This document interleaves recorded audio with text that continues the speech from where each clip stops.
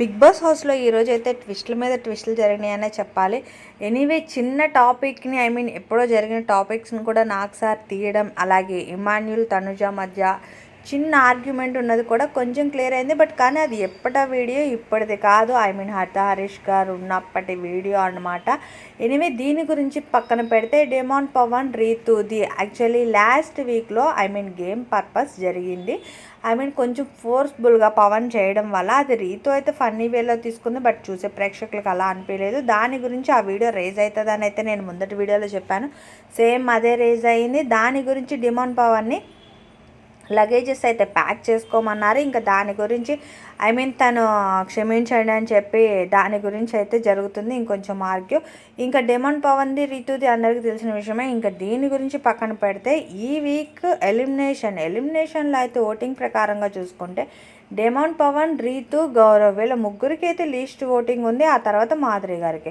వీళ్ళ నలుగురులో ఎవరు వెళ్తారు? డెమాన్ పవన్ రీతు అయితే పక్కా వెళ్ళరు. గౌరవ్ అలాగే మాధురి గారు వీళ్ళిద్దరిలో అయితే ఎవరో ఒక్కళ్ళైతే పక్కా వెళ్తారు.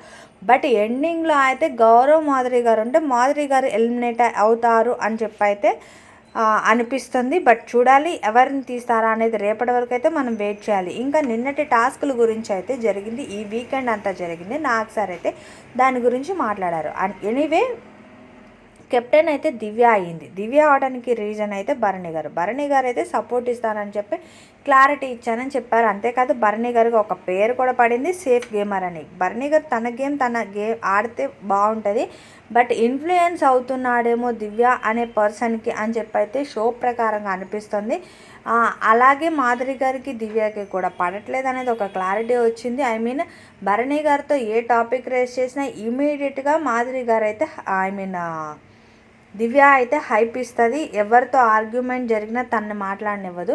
అదే తనుజ భరణి గారికి అయితే క్లారిటీ ఇచ్చింది. ఇంకా తనుజ విషయానికి వస్తే తనుజ గారు ఫస్ట్ నుంచి కూడా ఒకే హైప్లో వెళ్తుంది. మేబీ నాకు తెలిసి తను ఈ బిగ్ బాస్ 9కి టైటిల్ విన్నర్ కూడా తనే చేద్దాం అనేది ఉందా ఒపీనియన్ అనేది అయితే మనం వేచి చూడాలి.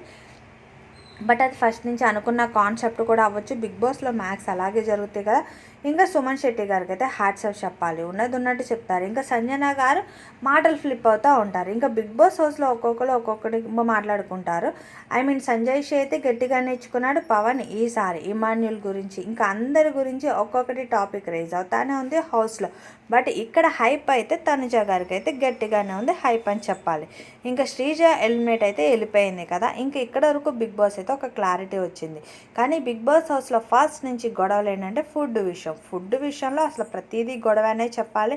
ఎనివే డీమాన్ పవన్ విషయంలో ఒక్కసారికి ఎక్స్క్యూజ్ చేయమని భరణి గారు చెప్తే బయట ఆడియన్స్ వచ్చి సేఫ్ గేమర్ అంటారు. బట్ కానీ తను ఇప్పటివరకు గేమ్ పరంగా అయితే వెల్ ప్లేడ్ అని చెప్పాలి. బట్ ఆ రోజు చేసిన మిస్టేక్ అనేది చూసే ప్రేక్షకులకి కొంచెం నెగిటివ్గా వెళ్ళింది అనేది అయితే ఒక క్లారిటీ వచ్చింది. ఇంకా బిగ్ బాస్ హౌస్లో చిన్న క్లాషెస్ ఉన్నాయి కూడా ఈరోజు వీడియోల ద్వారా అయితే క్లియర్ అయితే అయి ఉండొచ్చు. బట్ కానీ ఇంకా ఈరోజు ఈ షో అయిపోయిన తర్వాత ఒక్కొక్కరికి అయితే ఉండేది నామినేషన్స్లో ఉన్న పర్సన్స్ అందరూ ఎలిమినేట్ ఎవరవుతారని. మీరైతే మాధురి గారు ఒకవేళ మాధురి గారు గౌరవ్ వీళ్ళిద్దరిలో ఒకళ్ళైతే వెళ్ళొచ్చు. బట్ వీళ్ళిద్దరిలో మాధురి గారు అయితే ఎలిమినేట్ అవ్వచ్చు అంటున్నారు. బట్ చూడాలి మాధురి గారు ఎలిమినేషన్ కరెక్టే అంటారా? కరెక్ట్ అనిపిస్తే కనుక కమెంట్ చేయండి. అలాగే వీడియో లైక్ చేయడం అసలు మర్చిపోకండి. ప్లీజ్ సబ్స్క్రైబ్ మరిన్ని అప్డేట్స్ కోసం. Thank you for watching.